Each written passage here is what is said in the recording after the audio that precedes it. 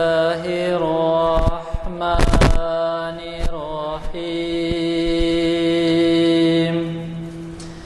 أفلا ينظرون إلى الإبل كيف خلقت وإلى السماء كيف رفعت وإلى الجبال كيف نصبت وإلى الأرض كيف سطحت فذكر إنما أنت مذكر لست عليهم بمسيطر إلا من تولى وكفر فيعذبه الله العذاب الأكبر إن إلينا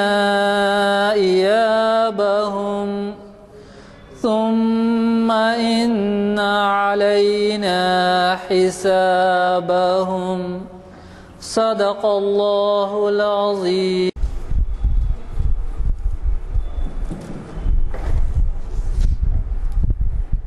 السلام علیکم حضرات.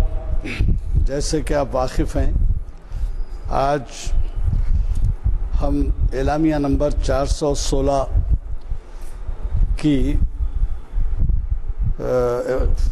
محفل اقبال شناسی کی 651ویں نشست کے لیے یہاں جمع ہیں. جامع مسجد عالیہ گن فاؤنڈری کے کانفرنس ہال میں بعد نماز عصر یہ محفل منعقد ہو رہی ہے، اور اسے ڈاکٹر خواجہ ناصر الدین صاحب ان کے خود کے دیے ہوئے عنوان فکر اقبال اور ہم سے مخاطب کر رہے ہیں. ابھی آپ نے قاری تبارک حسین صاحب سے خوشیلان خراج سماعت فرمائی. میں غلام یزدانی خادم محفل آپ سے مخاطب ہوں، اور ہمارا اعلامیہ نمبر 417 آج گشت کیا جا رہا ہے، آپ کو فراہم کیا جا رہا ہے. اگر کسی کو نہ ملے تو وہ اعلامیہ لیتے جائیں اور مساجد میں لگوا دیں. مجھے اس بارے میں خاص طور پہ ذکر کرنا ہے کہ 28 جنوری ہفتے کے دن بعد اثر یہ چہارشنبہ کی محفل ہماری ہوتی ہے، اس کے بعد جمعرات جمعہ کے بعد پھر ہفتے کے دن ہی ہوتی ہے محفل. تو جناب محمد ضیاء الدین نیّر صاحب تاریخ اسلام کی 538ویں نشست کو ایک بہت ہی اہم عنوان سے مخاطب کر رہے ہیں، اور وہ ہے ایک مہاجر ایک انصاری. یہ ان کا خود کا دیا ہوا عنوان ہے. اب آپ میں شاید ہی کوئی ایسا ہوں گا جو مہاجر کی معنی نہیں جانتا ہو یا انصار سے واقف نہ ہو. آپ اس سے اندازہ لگائیے کہ وہ کس قدر اہم عنوان ہے کہ ایک مہاجر ایک انصاری کے عنوان سے وہ ہمیں مخاطب کرنے والے ہیں. لہٰذا میں گزارش کروں گا کہ آپ ضرور تشریف لائیں. آپ کو پتہ ہوگا کہ ہماری انجمن ترقی اردو کی جانب سے اس میں ایک بک ڈپو جو موجود ہے اس کے بارے میں تشہیر کی جا رہی ہے آپ حضرات کے علم کے خاطر، کہ وہاں پر تازہ تصانیف اور پہلے کے بھی تصانیف، اور اگر نہ مل رہے ہوں تو ان کے لیے بھی اگر بک کریں تو آپ منگوا کے دے سکتے ہیں. وہ اردو ہال میں جو ہے بک ڈپو ہے. کل میں وہاں گیا تھا، جانے کا اتفاق ہوا تو ہمارے سیکرٹری جو ہے معتمد عبدالرحیم خان صاحب نے مجھے ایک کتاب کا مجھ سے تعارف کروایا. یہ جو ہے پاکستان سے شائع ہوئی ہے، اور اس میں جو ہے شرح باغ درا کے عنوان سے ہے. یہ ڈاکٹر خواجہ حمید شارح ہیں، ڈاکٹر خواجہ حمید شارح ہیں اس کے، اور یہ جو ہے دلی سے MM پبلیکیشنز کچھ پنڈت لال کنواں دہلی سے جو ہے جاری ہوئی ہے. یہ ہماری اردو گھر میں بھی اویلیبل ہے. ہم نے یہاں محافل کے لیے یہ 2 جلدوں میں شائع ہوئی ہے، شرح بال جبریل اور شرح بانگ درا۔ شرح بانگ درا بھی ہے، یہ بھی ہے، اور یہ کتاب کی کیا اہمیت ہے آپ اگر لیں گے تو اس وقت آپ کو پتہ چلے گا۔ یہ جو ہے یہاں تو ہم خرید کے لائے ہیں مگر آپ وہاں سے لے سکتے ہیں۔ میں جی کیا فرمائیں؟ میں چونکہ ہمارے فاضل مقرر جن کو آپ 1 سے زائد مرتبہ سن چکے ہیں اور جو ہماری محافل میں شرکت کر کے مخاطب کرتے ہوئے ہمت افزائی کرتے ہیں ہماری، وہ تشریف لا چکے ہیں۔ میرا مطلب ہے پروفیسر ڈاکٹر خواجہ ناصر الدین سے، اور میں نے جیسے کہا کہ وہ پہلے ہی فکر اقبال اور ہم کے عنوان سے ہمیں مخاطب کرنے والے ہیں، ان کا دیا ہوا عنوان ہے، اور اس سے پہلے کہ ان کے خطابات بھی جو ہے بہت ہی نمایاں طور پر صحافت نے شائع کیے، اور اب تو جو ہے ظاہر ہے کہ یہ ہمیں یہ جو نعمت ملی ہے ویب سائٹ کی، اس سے ساری دنیا میں اس کا فیض پہنچ رہا ہے، استفادہ ہو رہا ہے، اور وہ ہم کو جب ربط ہم سے پیدا کرتے ہیں تو جب معلوم ہوتا ہے کہ وہ اس کے بارے میں کس قدر خوش ہیں۔ میں یہ بھی خواہش کروں گا کہ ابھی تقسیم کیے گئے ہیں ویب سائٹ کے، اب یہی نہیں کہ باہر سے ہی دیکھیں، حیدرآباد میں بھی اگر کوئی وجہ سے نہ آ سکے تو ویب سائٹ پہ دیکھ سکتے ہیں آپ۔ تو چنانچہ پرسوں کا ہی واقعہ ہے، پرائم منسٹر کمیٹی کے نمائندے ظفر محمود صاحب اس کمیٹی پہ ہیں، وہ تشریف لائے تھے۔ ہنری مارٹن انسٹیٹیوٹ میں ایک فنکشن تھا، اس میں ان سے جب ذکر کیا گیا تو انہوں نے کہا کہ ویب سائٹ کا نمبر دیجئے، تو اب ہمارے پاس بلیٹن تھا، یہ بلیٹن کے ہم ان کے حوالے کیے۔ یہ بلیٹن میں پہلے ایسا چھوٹا چھپتا تھا، اب جو ہے کافی بڑا چھپ رہا ہے، تو جو وہ جو ہے فوراً اپنے انسٹرومنٹ نکالے اور اس پہ کلک کر کے بتائے کہ دیکھیے ہم دیکھ سکتے ہیں، تو جو مقرر کی تصویر وغیرہ کے ساتھ وہ خطاب کرتے ہوئے بتائے۔ تو میرے ساتھ ڈاکٹر شمشاد موجود تھے اس میں۔ میں نے کہا کہ دیکھیے یہ ویب سائٹ کے فراہم ہونے کا کتنا نتیجہ ہے کہ ہم بول بھی نہیں پائے، وہ اٹھا کے جو ہے اس کے اندر دیکھ سک رہے ہیں موقع۔ تو میں بغیر زیادہ اور وقت لیے کہ پروفیسر صاحب آ چکے ہیں، میں ان سے گزارش کرتا ہوں کہ وہ شہ نشین پر تشریف لائیں اور ہمیں مخاطب کریں۔ البتہ چونکہ کلام اقبال کا طریقہ ہے تھوڑا سا سنانے کا، تو میں سمجھتا ہوں امتیاز الدین صاحب کا ذرا سا سنا دیجئے، 1-2 منٹ کے بعد پھر آپ مخاطب کریں۔ سب سے پہلے تو میں آپ حضرات سے معافی چاہوں گا کہ مجھے کچھ دیر ہو گئی، تھوڑا سا راستے میں ٹریفک کی وجہ سے۔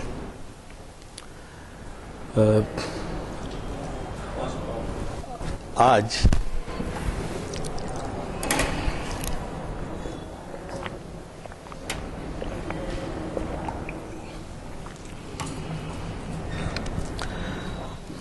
ربیع الاول کے مہینے کی مناسبت سے میں یہ کوشش کروں گا کہ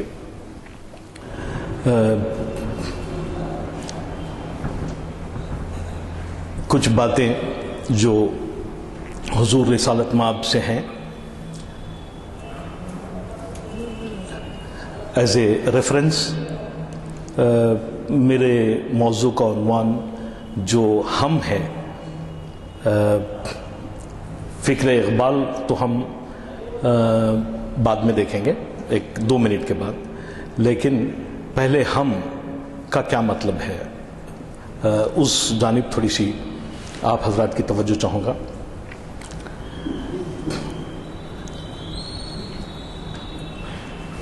سامعین کرام، فکر اقبال کی جو گتھیاں ہیں ان کو سلجھانے میں جس اہم عنصر کا تذکرہ اقبال نے کیا ہے وہ ہے علم۔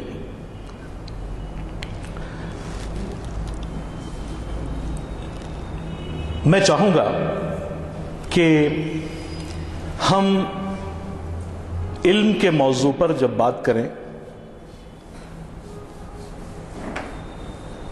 تب اس بات کو ذہن میں رکھیں کہ علم کا مطلب ابھی بڑی اچھی کلام اقبال کو بڑی اچھی آواز میں آپ نے سنا عشق کی ایک جس نے کر دیا قصہ تمام، اس زمین و آسماں کو بے قرار سمجھا تھا میں۔ دراصل علم کا مطلب اس بے قرار زمین اور آسمان کی تسخیر سے متعلق علم ہے۔ اللہ تعالیٰ مختلف طریقوں سے قرآن مجید میں یہ فرماتے ہیں کہ وَسَخَّرَ لَكُم مَا فِي السَّمَاوَاتِ وَمَا فِي الْأَرْضِ کہ تحقیق و جستجو کے ذریعے کائنات کی تسخیر کرنے کا جو کام ہے وہ خلیفۃ اللہ فی الارض کو کرنا ہے۔ اس ضمن میں ہم کس مقام پہ ٹھہرے ہوئے ہیں؟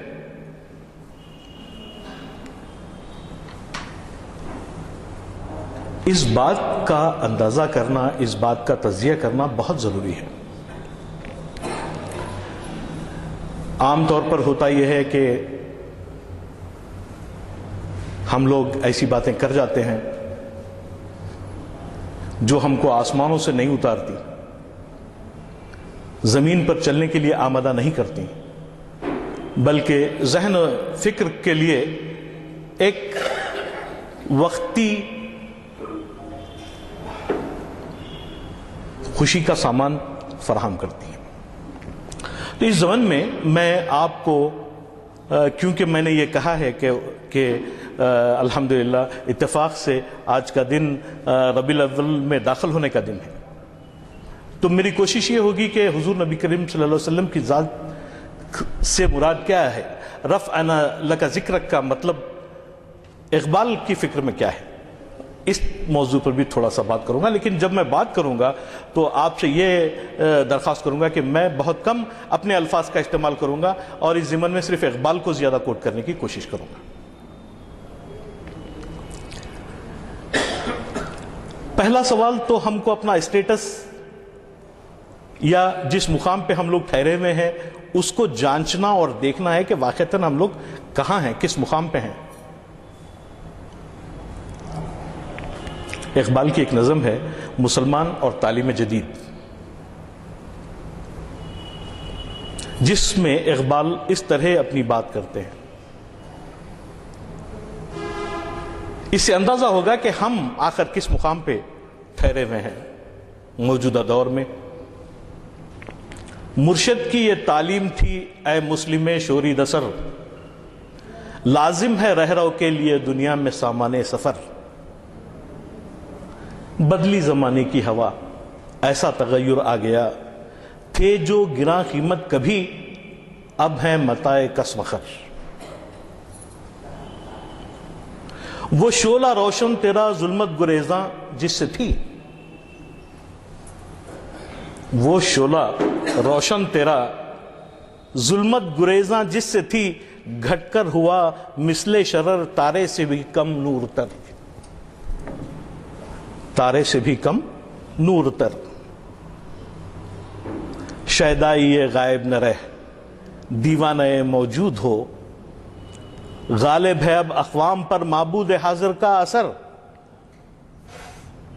اب ہم خود ہی اپنے مقام پہ یہ طے کرنا پڑے گا کہ آخر اس دور میں ہمارا معبود حاضر ہے کون۔ معبود غیب سے تو ہم واقف ہیں، اور پھر کس طرح شعلہ نور سے کمتر ہو گیا۔ ممکن نہیں اس باغ میں کوشش ہو بارآور تیری،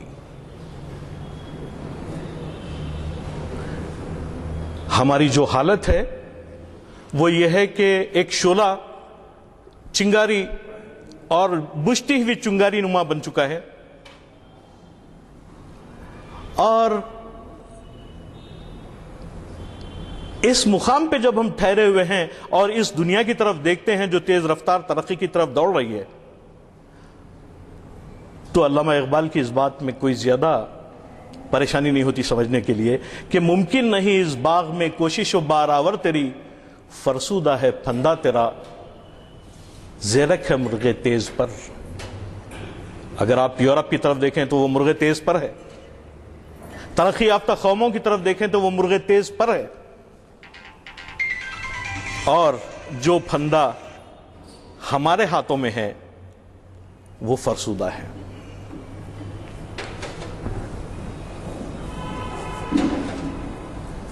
اس دور میں تعلیم ہے امراض ملت کی دوا۔ مرشد نے کہا کہ اس دور میں تعلیم ہے امراض ملت کی دوا، ہے خون فاسد کے لیے تعلیم مثل نشتر کا کام کرتی ہے۔ رہبر کی ایما سے ہوا تعلیم کا سودا مجھے، واجب ہے صحرا گرد پر تعمیل فرمانے خضر۔ مرشد خضر رہنما استاد بہت بڑے، ان کے حکم کی تعمیل کرنا میرے لیے بڑا ضروری ہے۔ رہبر کی ایما سے ہوا تعلیم کا سودا مجھے، واجب ہے صحرا گرد پر تعمیل فرمانے خضر، لیکن نگاہ نقطہ بین دیکھے زبوں بختی میری،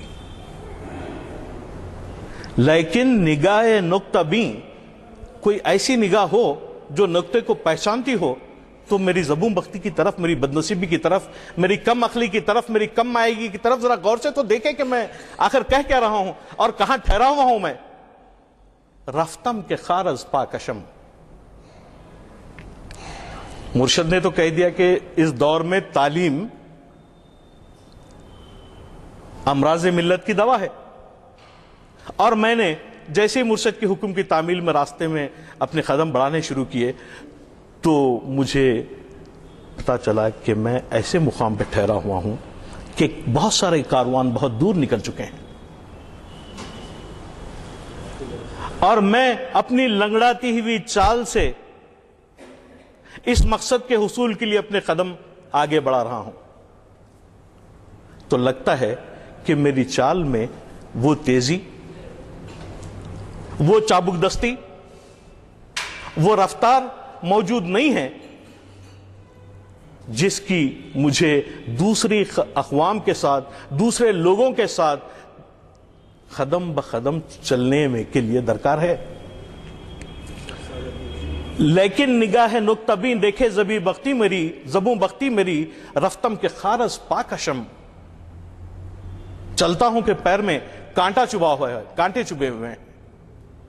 محمل نہا شدہ نظر کہ جس مقصد پہ میری نظر ہے، جس کاروان پہ میری نظر ہے، وہ کاروان اپنی تیز رفتاری کی وجہ سے مجھے پیچھے چھوڑ کے آگے نکل چکا ہے۔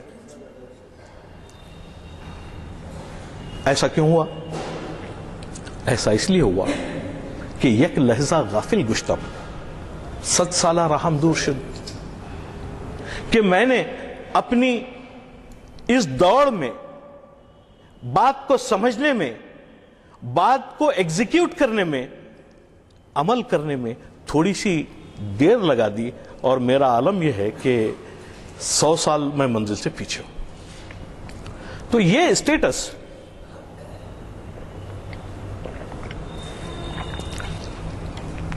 ہم لوگوں کا ہے، ہم اس مقام پہ ٹھہرے ہوئے ہیں۔ اور اقبال کے پاس سب سے بڑی بات یہ ہے کہ ملت اسلامیہ کو زمانے کی امامت کا حقدار اس لیے نہیں قرار دیا گیا کہ یہ کوئی پیشن گوئی ہے، اس لیے قرار دیا گیا کہ حضور نبی کریم صلی اللہ علیہ وسلم کی ذات سے اور قرآن مجید سے وہ روشنی اور فکر حاصل ہوتی ہے جو قوموں کی لیڈرشپ کرنے کے لیے درکار ہوتی ہے۔ اس ضمن میں میں آپ کو جہاں لے جانا چاہوں گا، میرے پاس کچھ ایسی چیزیں، ایسے تجاویز ہیں کہ میں درخواست کروں گا محترم غلام یزدانی صاحب سے، جن کی ہمت افزائی جو ہے ہم لوگوں کے لیے بہت خاص حیثیت رکھتی ہے، کہ کبھی ایسا ہو کہ یہاں جو مطالعہ اقبال کیا، اقبال شناسی کی جو کلاسز ہوتی ہیں، اس میں ایک طریقہ ایسا ہو کہ لوگ آئیں اور خالی اقبال کا کلام پڑھیں، سامعین میں سے لوگ آئیں، اور کبھی کسی سے شکوہ کبھی کسی سے جواب شکوہ، کبھی کسی سے کوئی اقبال کی نظم، کبھی کسی سے کہیں ضرب کلیم کی کچھ نظمیں اگر آپ پڑھا دیں اور وہ صحیح طریقے سے پڑھ لیں اور ان کے زبان سے میں وہ تاثیر پیدا ہو اور وہ تاثیر ان کے قلب کی گہرائیوں میں اتر جائے تو سماج کے بدلنے کے امکانات ذرا زیادہ قوی ہو جاتے ہیں۔ طلب العلم فریضۃ علی کل مسلم و مسلمۃ۔ لیکن اگر آپ دیکھیں گے کہ ہم لوگوں کی جو پریکٹیکل سچویشن ہے وہ یہ ہے کہ تقریباً 56% بچے شہر حیدرآباد میں ابھی اسکول کا دروازہ نہیں دیکھے۔ اب ان سے آپ قرآن اور حدیث، فلسفہ اور زندگی سے متعلق تمام قسم کی گفتگو اور آرگیومنٹ کر لیں اور اپنے کارناموں کو ہم ایز اے استاد، ایز اے ٹیچر اپنے کارناموں کو زور بیان کے ذریعے آپ لوگوں تک ہم پہنچاتے رہیں تو بھی کوئی فرق پڑنے والا نہیں ہے۔ جو ہم کہہ رہے ہیں وہ کچھ کم صحیح ہے۔ ہماری تعلیم، ہماری تمام فکر، ہماری تمام جدوجہد ابھی ان بچوں کو اسکول کے دروازے تک نہیں پہنچا سکی جن کو لے کے ہم ایک طاقتور قوم بن سکتے ہیں۔ اگر مدرسہ سسٹم مسلمانوں میں موجود نہیں ہوتا تو بہت پریشانی کی بات ہو جاتی ہے۔ جو کچھ لٹریسی، جو کچھ خواندگی ہم کو ملتی ہے وہ مدرسہ سسٹم کی وجہ سے ملتی ہے، ورنہ ہمارے پاس ایک آٹومیٹک سسٹم، مدرسہ سسٹم ہی ایسا ہے جو ہم کو جو ہے اس قابل بناتا ہے کہ ہم ایک لٹریٹ قوم ہیں۔ لیکن اس سے ہٹ کے ہمارے پاس حضور نبی کریم صلی اللہ علیہ وسلم کو،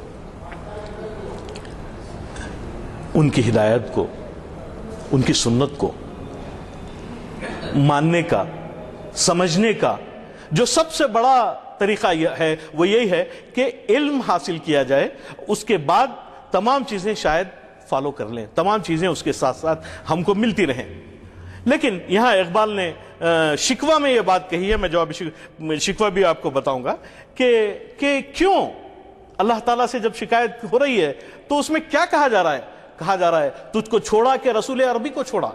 یعنی آخر ہم نے کیا کیا جو ایسا گناہ کہ جو ہے ہم کو اس مصیبت میں ڈالا گیا ہے کہ ہمارے پاس دنیا کی کوئی نعمتیں موجود نہیں ہیں، ہم ترقی سے محروم ہیں، ہم دولت سے محروم ہیں، ہم مواقع سے محروم ہیں۔ لیکن ایسی بات نہیں ہے، دراصل ہم لوگ تھوڑا سا کچھ سمجھتا ہوں کہ عقل سے کو استعمال کرنے میں ناکام رہے ہیں۔ میں یہ نہیں کہہ سکتا کہ ہم عقل سے محروم ہیں، لیکن اقبال یہاں شکوہ میں اللہ تعالیٰ سے پوچھ رہے ہیں کہ تجھ کو چھوڑا کہ رسول عربی کو چھوڑا؟ Question mark. یعنی ہم نے آخر اس کی سزا کیا ہے؟ یہ کیوں ایسا ہو رہا ہے ہم کو، ہمارے ساتھ، کہ کیا ہم نے اللہ تعالیٰ کو بھلا دیا ہے یا نبی کریم صلی اللہ علیہ وسلم سے ہم واقف نہیں ہیں؟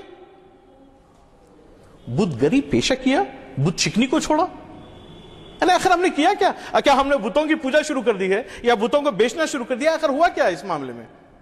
عشق کو، عشق کی آصفتہ سری کو چھوڑا۔ جس قسم کا عشق الہی کی تعلیم ہم کو دی گئی کیا ہم نے اس کو چھوڑا ہے؟ لیکن یہاں سوال یہ ہوتا ہے کہ کیا واقعتاً عشق الہی ہم میں موجود ہے؟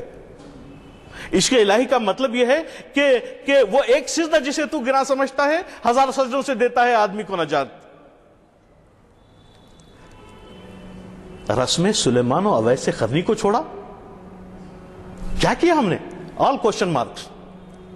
آگ تکبیر کی آج بھی، آگ تکبیر کی سینوں میں دبی رکھتے ہیں، زندگی مثل بلال حبشی رکھتے ہیں، کیا رکھتے ہیں؟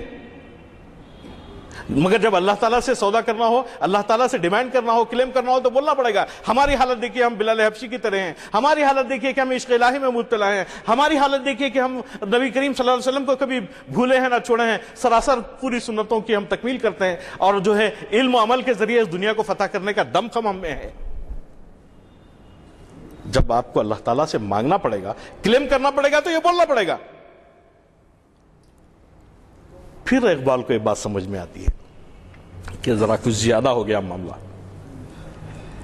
پھر اللہ تعالیٰ سے ہم کلام اس طرح ہوتے ہیں کہ عشق کی خیر وہ پہلی سی ادا بھی نہ سہی،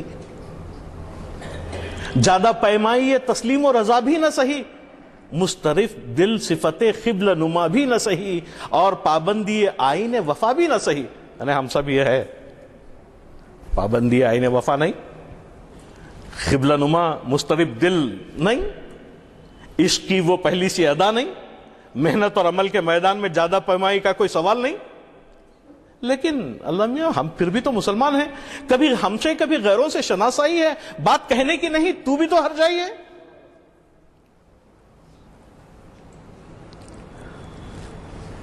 انتہائی اہم باتیں ہیں جو ہم کو ہمارے مقام جہاں سے ہم یہ کلیم کر رہے ہیں کہ ہم اللہ تعالیٰ کے سامنے یہ گفتگو کر سکتے ہیں.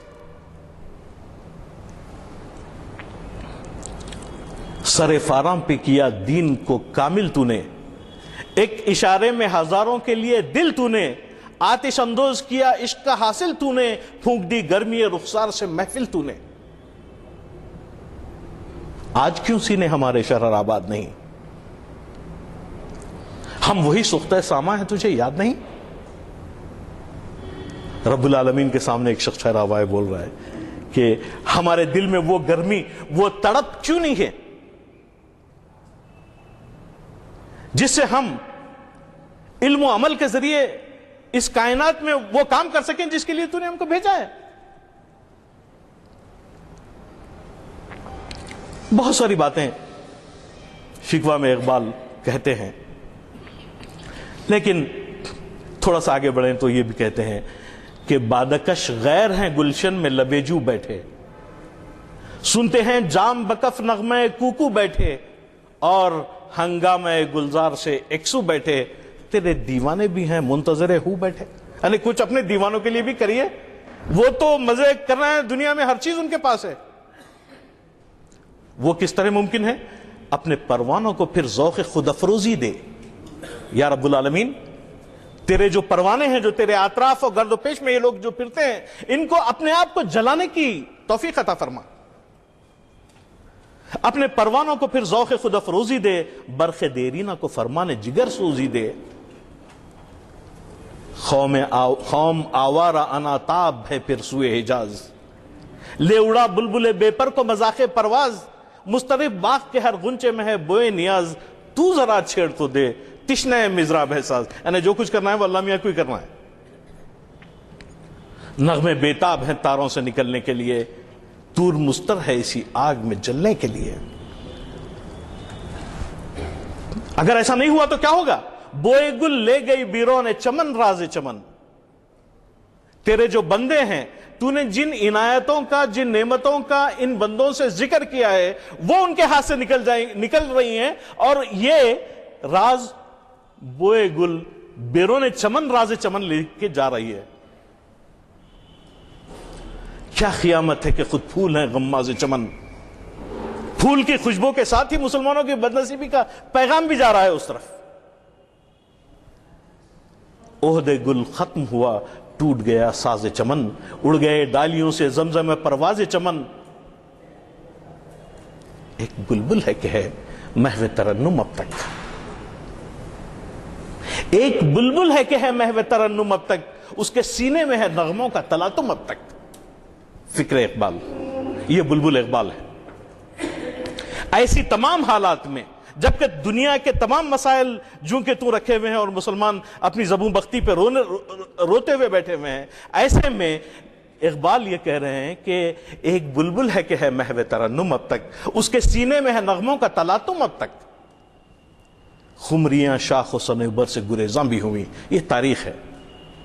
شاخ صنوبر، اگر آپ مسلمانوں کی سلطنتوں کو، مسلمانوں کی شان و شوکت کو تاریخ کے کسی دور میں، اگر آپ تاریخ کے طالب علم ہوں یا تاریخ کو تھوڑا بہت جانتے ہوں، تو اگر آپ اس بات کو سمجھ جائیں تو اقبال کہہ رہے ہیں کہ خمریاں شاخ صنوبر سے گریزاں بھی ہوئیں، پتیاں پھول کے جھڑ جھڑ کے پریشاں بھی ہوئیں، وہ پرانی روشیں باغ کی ویران بھی ہوئیں. گورستان شاہی حیدرآباد کا آپ دیکھ لیجئے، وہ پرانی روشیں آپ کو نظر آئیں گی لیکن ویران صورتحال میں. ورنہ کسی زمانے میں کیا نہیں ہوتا ہوگا، ریشم و کمخاب کے راستے ہوتے ہوں گے، ہم نے تو وہ دیکھا نہیں ہے، لیکن وہ پرانی روشیں باغ کی ویران بھی ہوئیں، ڈالیاں پہرہن برگ سے اریاں بھی ہوئیں. تاریخ وقت اس طرح گزرتا رہا. قید موسم سے طبیعت رہی آزاد اس کی. کس کی؟ جو شخص آپ کے سامنے رو رو کے کہہ رہا ہے کہ تم مسلمان ہیں، اٹھ کے کھڑے رہو اور دنیا میں کوئی ایسا کام کر جاؤ جس سے اللہ تعالیٰ کی مشیت کی تکمیل ہوتی ہو. قید موسم سے طبیعت رہی آزاد اس کی، کاش گلشن میں سمجھتا کوئی فریاد اس کی۔ لطف مرنے میں ہے باقی نہ مزہ جینے میں، کچھ مزہ ہے تو یہی خون جگر پینے میں۔ کتنے بیتاب ہیں جوہر میرے آئینے میں، کس قدر جلوے تڑپتے ہیں میرے سینے میں، اس گلستان میں مگر دیکھنے والے ہی نہیں۔ داغ جو سینے میں رکھتے ہوں وہ لالے ہی نہیں۔ جب علامہ اقبال خود اپنی فکر کو آپ کے سامنے اس انداز میں پیش کرتے ہیں تو مجھ جیسے ایک کمایا طالب علم کی کیا جرت ہو سکتی ہے کہ میں آپ کے سامنے فکر اقبال رکھوں۔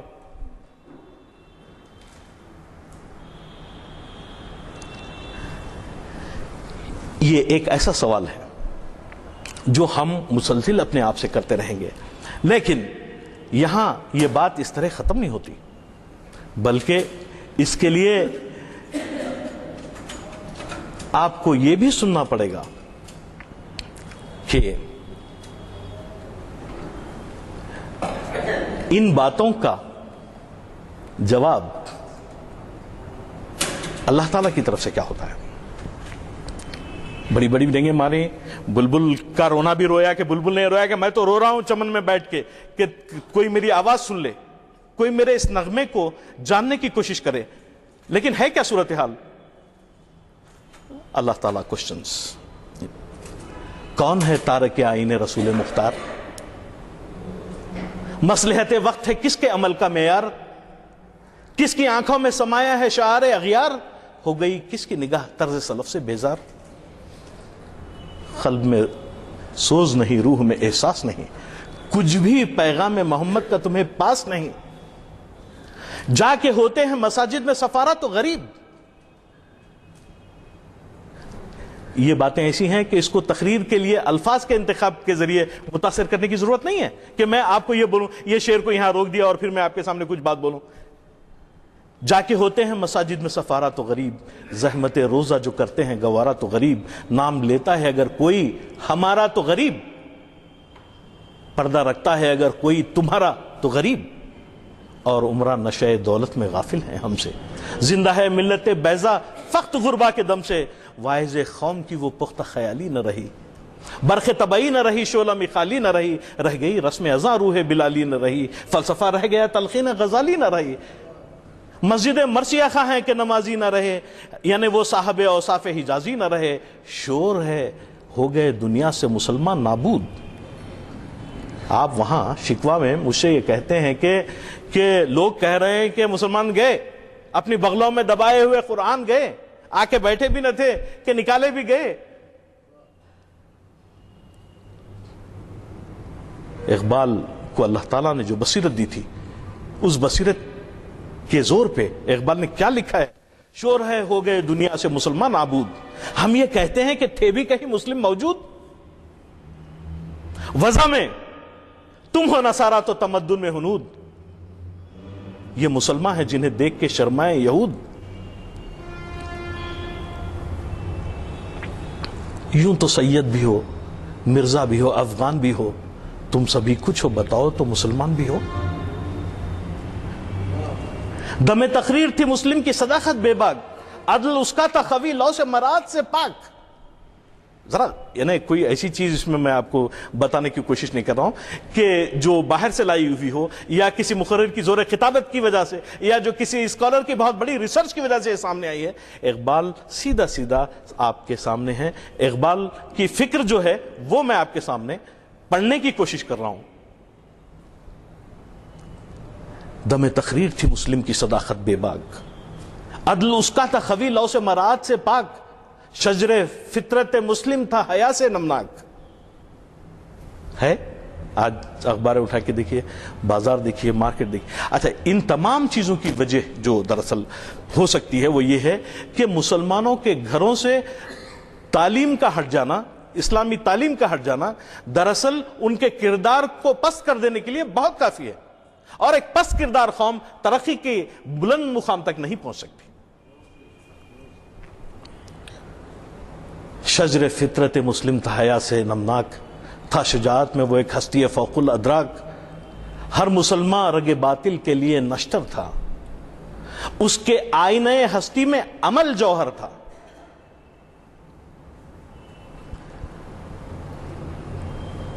اصل مسئلہ جو ہم لوگ آج محسوس کرتے ہیں، غریبی، بے روزگاری، مفلسی، غربت، نغبت، فاقہ کشی، جس کو ہم اپنی تقدیر سمجھتے ہیں، وہ یہ ہے کہ اللہ تعالیٰ جو ٹائم کا کانسیپٹ ہمارے سامنے دیا ہے، اگر آپ 1 منٹ جو آپ کے پاس موجود ہے اس کو پیداواری انداز میں استعمال کر سکتے ہیں تو آپ فاقہ کشی کا شکار نہیں ہو سکتے۔ پھر مشکل یہ ہے کہ ہندوستان کے مسلمان اور کچھ حد تک تھوڑے سے اسپین کے مسلمان 14ویں صدی ہجری میں، یعنی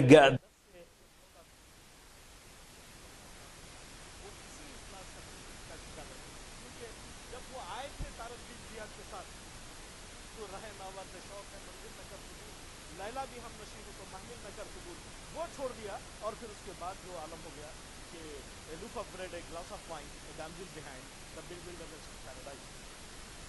روٹی کا ایک ٹکڑا، شراب کا ایک پیالہ، ایک خوبصورت دوشیزہ جمال، اور مجھے جنت کی جنت کی جنت۔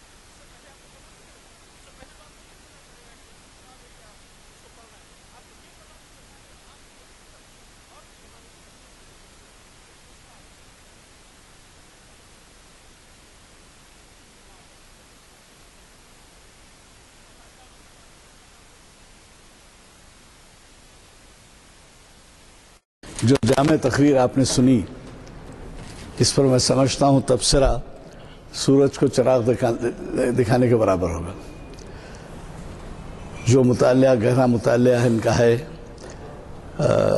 میں نے پہلے ہی کہہ دیا کہ خواجہ ناصر الدین صاحب نے اس سے قبل بھی ایسے ہی خطاب کیے ہیں جن کی کافی قدردانی ہوئی ہے، اور مجھے اس بات کا بھی ذکر کرنا مناسب معلوم ہوتا ہے کہ یہ تعمیر ملت کے ابتدائی کارکنوں میں سے تھے، اور اس وقت سے میں ان سے واقف ہوں، اور جسے اٹھان کہتے ہیں وہ اٹھان پوری میری نظروں کے سامنے ہوئی ہے۔ مجھے اس بات کی خوشی ہوتی ہے کہ ایسی تنظیم نے اس قسم کے نوجوانوں کو جنم دیا جو آج ہمارے سامنے اس قدر ایک سرمایہ ملت ہے۔ بڑی خوشی کی بات ہے، ہم یہی خواہش ان سے کرتے ہیں، لیکن وہ کم مواقع فراہم کرتے ہیں، 2 مہینے میں ایک دفعہ۔ تو آپ نے خود اندازہ لگایا، کئی لوگوں کی یہ خواہش تھی کہ جو شکوہ اور جواب شکوہ ہے علامہ اقبال کا، جو ابتدائی کلام میں ہے اور بہت پہلے ہی پاپولر ہو چکا تھا، غیر معمولی، ہم تو پنجم ششم میں تھے، وہ اس کے اشعار پوری تو یاد نہیں رہتے تھے، شکوہ اور جواب شکوہ کے۔ کئی حضرات ایسے ہوں گے جو بیت بازیوں کے مقابلے بھی اٹینڈ کیے ہوں گے، ان کو جو ہے مواقع ملے ہوں گے کہ یہ اشعار سننے کے۔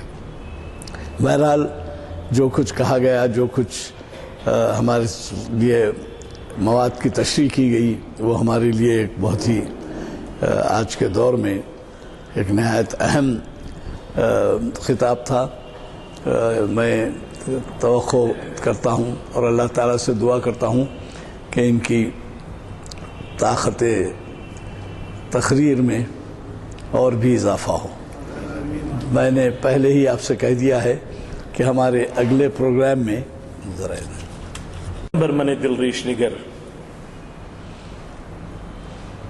برحال من خستہ و درویش نگر ہر چند نیم لائق بخشائش تو برمن منگر برکر میں خیش نگر مشکلیں امت مرحومہ کی آساں کر دے، مور بے مایا کو ہمدوش سلیماں کر دے، جن سے نایاب محبت کو پھر ارزاں کر دے، ہند کے دیر نشینوں کو مسلمان کر دے۔